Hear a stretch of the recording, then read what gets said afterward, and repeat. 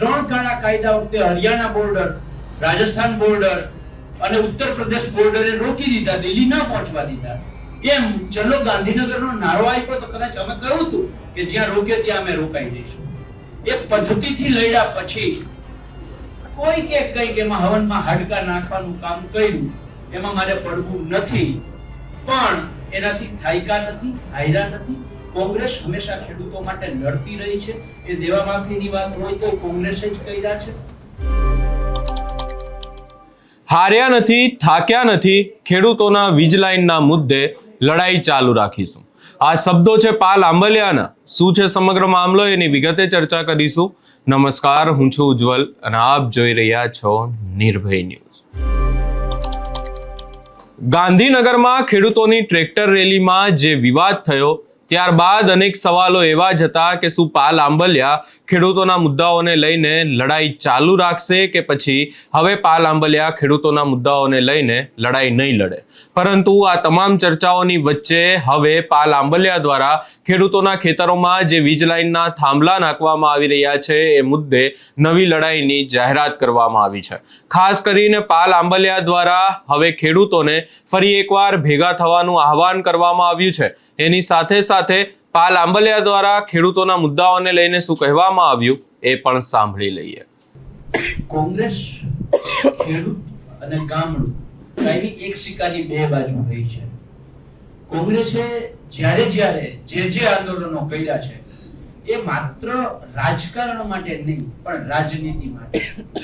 રાજકારણ અને રાજનીતિની જે પાતળી ભેદરેખા છે આ લોકોને સમજાવી છે. દાખલા તરીકે આ વીજ લાઈનોના પ્રશ્નને લઈ અને જ્યારે 2017માં રાજ્ય સરકારે પહેલો પરિપત્ર કર્યો, જંત્રી ભાવે ટોટલ અમાઉન્ટના 7.5% આપવાના, ત્યારથી લઈ અને કિસાન કોંગ્રેસ સતત એ મુદ્દે લડે છે. 7.5%ના 15% થયા, 15%ના 25%, છેલ્લે 2023માં જે પરિપત્ર થયો ત્યારથી સતત સરકાર સામે લડ્યા છે ને એટલે સરકારે એ 7.5%ના 15% અને 25% કરવા પડ્યા છે. પણ અમારા જયેશભાઈ પટેલ અને આખી ટીમ જે રીતે સાઉથ ગુજરાતમાં લડી અને નવસારી કલેક્ટર પાસે વાણિજ્ય જંત્રી કાઉન્ટ કરી અને માર્કેટ ભાવના 4 ગણાનો હુકમ કરાવડાવ્યો. 2013ના જમીન સંપાદનના કાયદા મુજબ માર્કેટ ભાવના 4 ગણા વળતર ખેડૂતોને મળવું જોઈએ. આ બાબતે ડાયરેક્ટ આંદોલન કરવાની જગ્યાએ કિસાન કોંગ્રેસ, કિસાન સંઘર્ષ સમિતિ, કોંગ્રેસ પક્ષે ગુજરાતના અલગ અલગ 100 ગામોમાં જાહેર સભાઓ કરી, મીટિંગો કરી, સમજાવ્યું, કલેક્ટરો પાસે કાયદાકીય ચર્ચા કરી અને એનાથી આગળ ગુજરાતના ખેડૂતના દીકરાઓને વીજ લાઈનોના 1885 નો ટેલિગ્રાફ એક્ટ, 2003 ઇલેક્ટ્રિસિટી એક્ટ અને 2013 જમીન સંપાદનના કાયદાની કઈ કલમ ખેડૂતને ક્યાં કેવી રીતે ઉપયોગી થાય એના માટે 2 દિવસનો સેમિનાર કર્યો. આટલા પ્રયત્નો અને હારે ખેડૂતોની વચ્ચે જઈને સમજાવ્યા. જ્યાં કંપનીઓ કામ કરતી હતી, અનલીગલી કામ કરતી હતી, ત્યાં લાલજીભાઈ હોય, જિગ્નેશભાઈ હોય, જયેશભાઈ હોય, રાજકોટ માસભાઈ રાજકોટિયા હોય, પાલભાઈ હોય, ત્યાં ખેડૂતોની વચ્ચે જઈને કંપનીઓ સામે દલીલ કરીને કામ બંધ કરાવડાવ્યું છે. અને આ સખત પ્રયાસોના અંતે એવું લાગ્યું કે હવે સરકારને જગાડવાનો અને સરકાર પાસેથી માંગવાનો સમય આવ્યો છે. એટલા માટે કે સ્થાનિક સ્વરાજ્યની ચૂંટણી પછી ગુજરાતના 14 જિલ્લાઓમાં કલેક્ટરોએ ખેડૂતોને નોટિસો આપી, 6 જિલ્લાઓમાં કંપનીઓએ કામ ચાલુ કર્યા એક હારે. ત્યારે ગુજરાતના ખેડૂતોની વચ્ચે જઈને કહ્યું ચલો ગાંધીનગર. જેમ ચલો દિલ્હીનો નારો 3 કૃષિ કાયદા વચ્ચે આપ્યો હતો એવી જ રીતે ચલો ગાંધીનગરનો નારો આપ્યો. જેમ 3 કાળા કાયદા વખતે હરિયાણા બોર્ડર, રાજસ્થાન બોર્ડર અને ઉત્તર પ્રદેશ બોર્ડરે રોકી દીધા, દિલ્હી ન પહોંચવા દીધા.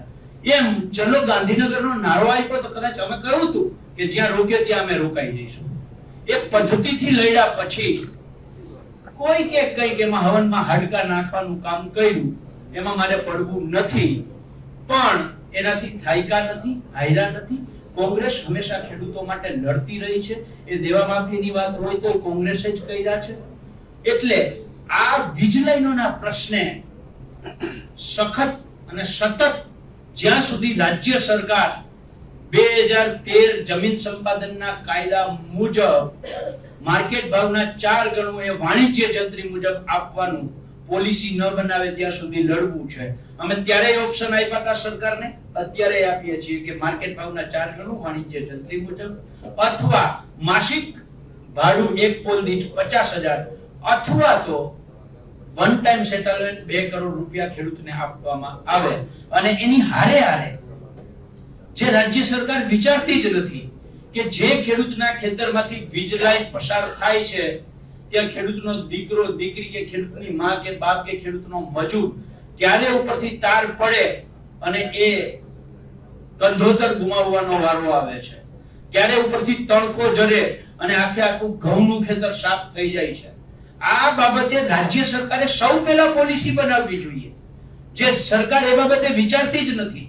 એટલે સરકારને અમે કહીએ છીએ કે માત્ર વળતર જ નહીં, વળતર કરતા મહત્વનું છે અમારા જીવનો જોખમ, અમારા પાકનો જોખમ. એટલે એના માટે તમે પોલિસી બનાવો. અને આ માંગો સાથે આવતી 26 તારીખે વ્રજવાણીથી ચાલુ કરી ભગવાન દ્વારકાધીશના ફરિયાદ કરવા જવી છે. હે દ્વારકાધીશ, અમે આ સરકારને કઈ કઈને થાક્યા છે. જે રામના નામે જે સરકાર બની છે, ધર્મના નામે જે સરકાર બની છે, એ સરકાર અમે ખેડૂતો રાત્રે સૂતા પહેલા રામનું નામ લઈએ છીએ, સવારે ઉઠીને રામનું નામ લઈએ છીએ, અમે હળ હાંકતા હાંકતા ઠેહ લાગે તોય રામનું નામ લઈએ છીએ. એ જ સરકાર આ ખેડૂતનું સાંભળતી નથી. એટલે હે દ્વારકાધીશ, આ સરકારને સદબુદ્ધિ આપો અને એના માટે ભગવાન દ્વારકાધીશની ધજા વ્રજવાણીથી માથે લઈ અને દ્વારકાધીશને ધજા અર્પણ કરી અને દ્વારકાધીશને સુદામા રૂપી ખેડૂત દ્વારકાધીશના શરણે જઈ અને ફરિયાદ કરવાનું અમે એક ગુજરાત કિસાન કોંગ્રેસ અને સાથે સાથે જે કોઈ સંગઠનો, સંઘર્ષ સમિતિ અને જેને ખેડૂતનું હિત છે એ તમામ લોકો સાથે મળી અને દ્વારકાધીશ જવાના છીએ. આ બાબતે વધારે આખો રૂટ કેવી રીતે એનું વિસ્તૃત માહિતી લાલજીભાઈને આપવા માટે વિનંતી કરું છું. લાલજીભાઈ વાત કરી લે, જયેશભાઈ વાત કરી લે અને ત્યાર પછી તમારા પ્રશ્નો પણ પતી જાય. પછી એક ખૂબ મહત્વની અલગ જ બાબત આ વીજ લાઈનો બાબતે મારે આપ સૌ મીડિયા સમક્ષ મૂકવી છે. એટલે હું લાલજીભાઈને આમંત્રણ આપું છું. જે અત્યારે આંદોલન ચાલે છે એક ગામનું, એ ગામને અમે ખૂબ ખૂબ અભિનંદન આપીએ છીએ, બિરદાવીએ છીએ. અને હારે હારે અમે જેમ કહ્યું હતું કે જ્યાં આમંત્રણ ન હોય ત્યાં જવાની અમારી વૃત્તિ નથી. બિન રાજકીય કરે છે ત્યાં જઈને ખલેલ કરવા અમે કોઈની જેમ માંગતા નથી, એટલે ખલેલ નથી કરતા.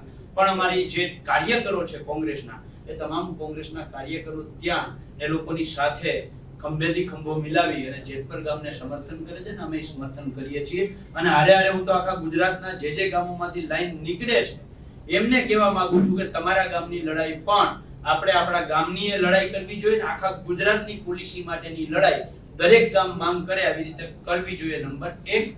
નંબર 2, આ 1885 નો ટેલિગ્રાફ એક્ટ, 2003 નો ઇલેક્ટ્રિસિટી એક્ટ, આ બંને કાયદાથી જે ખેડૂતને નોટિસ આપવામાં આવે છે, આ બંને કાયદા સરકારી કંપનીઓ માટે બનેલા હતા, જન સુખાકારી માટે બનેલા હતા, લોકોને વીજળી પૂરી પાડવા માટે સરકારી ખર્ચે પૂરી પાડવા માટે બનેલા હતા, નહીં કે અદાણી અંબાણી જેવાના ધંધા માટે આ કાયદા બનેલા હતા. અત્યારે એ જે સરકારી વીજ લાઈનો માટે જે કાયદા બન્યા હતા એ જ કાયદાનો ઉપયોગ ધંધા માટે થઈ અને કરવામાં આવે છે. એટલે સરકારનો આ બાબતે ધ્યાન દોરીએ છીએ. અને જ્યારે તમને બધાયને ખબર છે ભાજપના સરકારના પ્રવક્તા જ્યારે ડિબેટમાં આવે ત્યારે એને દરેક વખતે કહ્યું છે કે આ વીજ લાઈનો ઓછામાં ઓછી ફળદ્રુપ જગ્યામાંથી નીકળે એવી અમે કંપનીને ફરજ પાડીએ છીએ.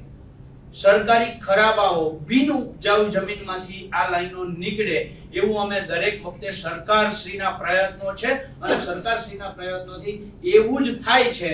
આ જે સરકારશ્રીના દાવાઓનો ભાંડાફોડ કરતો આ નકશો તમારી સામે અત્યારે હું રજૂ કરું છું.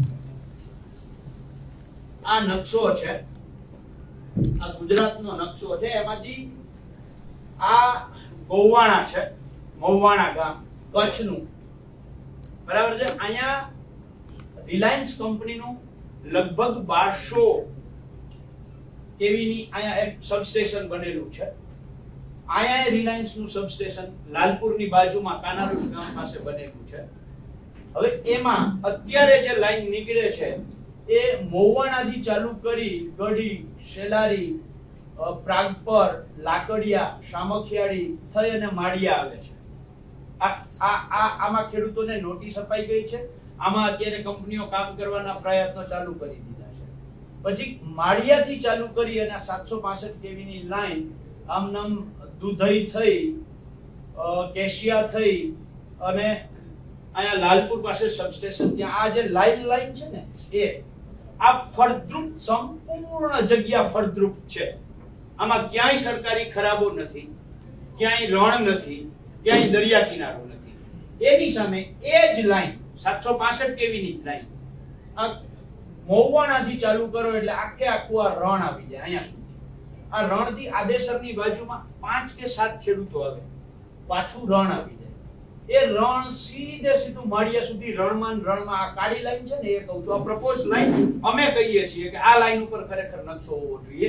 અને આ જામનગર કલેક્ટરને સૌથી પહેલી નોટિસ આવી ને ત્યારે અમે 2000 ખેડૂતોએ જઈ અને સરકારને કહ્યું હતું કે આ અલ્ટરનેટ રૂટ અમે આપીએ છીએ. આ આખે આમાં આખી છે મોવાણાથી ચાલુ કરી અને માળિયા પહોંચે ને ત્યાં સુધીમાં 15 ખેડૂતો આવે છે, માત્ર 15 ખેડૂતો. અને આની અંદર 15 ખરાબા નથી આવતા, એટલે 15 થાંભલા બિન ઉપજાઉ જમીનમાં નથી, સંપૂર્ણ ફળદ્રુપ જમીન. પછી અહીંયાથી માળિયાથી આ લાઈન આ જે ફળદ્રુપ જમીનમાં આવી એની જગ્યાએ માળિયાથી પેલા રણમાં, નવલખી પાસેથી દરિયા કિનારે ચાલુ કરો એટલે જોડિયા બંદરની બાજુમાંથી થઈ દરિયા કિનારે આ પક્ષી અભયારણ્ય પણ ના આવે, કારણ કે દરિયા કિનારે લઈ લ્યો એટલે પક્ષી અભયારણ્ય પણ ના નડે. બરાબર છે. એની બહારથી આ લાઈન સિક્કા અને સિક્કાની આગળ જે લાખાબાવળ ગામ આવે છે, લાખાબાવળ ગામથી અંદર આવી જાય એટલે કાનાલુસ. માત્ર એટલા જ પટામાં 10 થી 15 ખેડૂત આવે, ટોટલ 30 ખેડૂત આવે. અને આ જે જગ્યા છે આમાં 3000 ખેડૂત આવે. હું જાહેર માધ્યમોના માધ્યમથી ગુજરાતના નાગરિકોને કહેવા માંગુ છું કે આ સરકાર કેવી ખેડૂત લક્ષી છે. 3000 ખેડૂતોને બરબાદ કરવાની જગ્યાએ માત્ર 30 ખેડૂતો અને સંપૂર્ણ ખરાબામાં નીકળે એવી લાઈન શું કામ નથી કાઢતા? ખેડૂતોને બરબાદ કરવા માટેની જે મીડિયામાં આવી અને ડિબેટોમાં ભાજપના પ્રવક્તા કહે છે કે અમારો આશય સરકારી ખરાબાઓમાંથી બિન ઉપજાઉ જમીનમાંથી નીકળવાનો છે, એ આમાં ક્યાં બિન ઉપજાઉ જમીનમાંથી કાઢ્યો? તમે સંપૂર્ણ ફળદ્રુપ જમીનમાંથી કાઢ્યો છે. અને આ રૂટ જામનગર કલેક્ટરને અમે સ્થાનિક સ્વરાજ્યની ચૂંટણીની પહેલા 2 મહિના પહેલા આ રૂટ અમે જામનગર કલેક્ટરને આપેલો છે. અમે માગણી કરેલી છે કે આખે આખો રૂટ બદલે. આ જ વાત મોરબી કલેક્ટરને અમે આપેલી છે કે આખે આખો રૂટ બદલાવો. આ જ વાત અમે કચ્છ કલેક્ટરને લગભગ તારીખ સાથે કહું 19 ડિસેમ્બર 2025 બરાબર છે, કચ્છ કલેક્ટરને આ રૂટ આપેલો છે કે તમે આ રૂટ બદલાવો. કેમ નથી બદલાવતા? આવો ખેડૂતોના ખેતર બરબાદ કરવામાં સરકારને રસ શું છે? આખે આખું આ રૂટ સાથે, મેપ સાથે આજે હું તમારી સામે રજૂ કરું છું. સરકારની નીતિ આના ઉપરથી બહુ સ્પષ્ટ થાય છે.